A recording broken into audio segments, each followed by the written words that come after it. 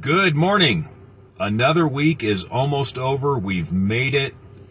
Some of us may be kicking and screaming along the way, myself included, but the week is almost over. It's Thursday, and I just had a brain fart live on TV, so to speak. But anyway, here we are, Throwback Thursday. Once again, thank you all for tuning in. It's awesome to share these things with you. Anyway, I'm just going to get right into it. I am a sucker for a good love story, and I have a great one to share with you. There's a couple I work with down here.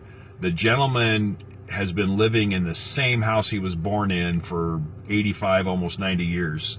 And his wife is actually sadly now in assisted living, and she's wheelchair bound and probably about 10 miles away from him. So often try to get them together and that kind of thing. But anyway, the story of how they met, his wife told me, and let me back up a little bit. Whenever I go to him or go to her, they're always asking about the other one, and they're using words like, how is my honey, my darling, my sweetheart, the love of my life. I mean, it is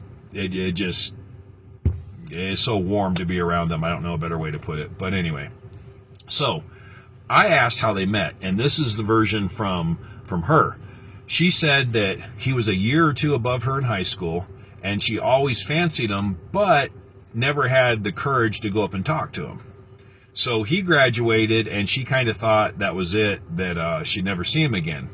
Well, probably about a week or two into summer of that year that he graduated, she stopped at the local grocery store, and he was the butcher there. Sorry, I had to something. She was a butcher there, an apprentice or something like that. And so she immediately went home and started having her mom call around and ask her whatever, but she got babysitting jobs so she could go to the butcher and buy meat so she could talk to this guy. And anyway, probably after, I don't know, a month or two or whatever, her mom said, hey, knock it off. The freezer's full. We have space for no more meat. Just talk to him. And she worked up the courage to talk to him, and she did, and they ended up falling in love and all of that jazz. But they still, they moved, once they got married, they moved into his house that he was born in. They expanded the house as they needed, adding a bedroom here and there, a garage there or whatever, and raised their family there as well. So we're talking, I think she said they were married, and still, they're both alive, married 70-something years in the same house he was born in. And like I said, they still talk about each other like they just met, like they're in the honeymoon phase still. Obviously, that takes a lot of work. It's not just luck and, they found the perfect match. No, there probably were problems, but they have so many good, happy stories. I was set one day. We used to be able to see our whole scheduled manifest, but then things changed. But we used to be able to see the whole manifest, and one morning when I logged in, I saw that I had a pickup at a funeral home for one of them.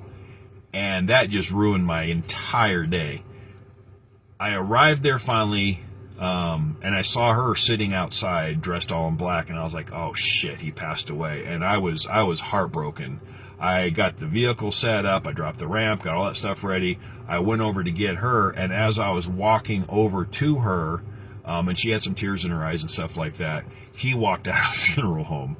And they were there for a relative, a friend, something like that. I didn't ask. But when I saw him, I was like, dude, I am so sorry. This is highly inappropriate, but can I please hug you? Because I did not want that story to be over yet. They are an amazing couple, and their love has survived 70, 80 years, whatever like that. And it's just a beautiful thing to see. And I hope that everybody listening here, my kids, my friends, any family that is brave enough to tune in, I hope you guys find that or an equivalent to it that makes your life happy and gives you the same joy that these two have, that they found in each other and in their relationship together. It's a freaking amazing thing.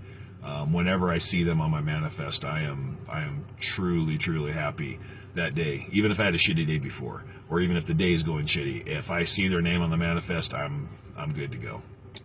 Anyway, this is a shorter one, making up for last time. I love you guys. Take care. Bye.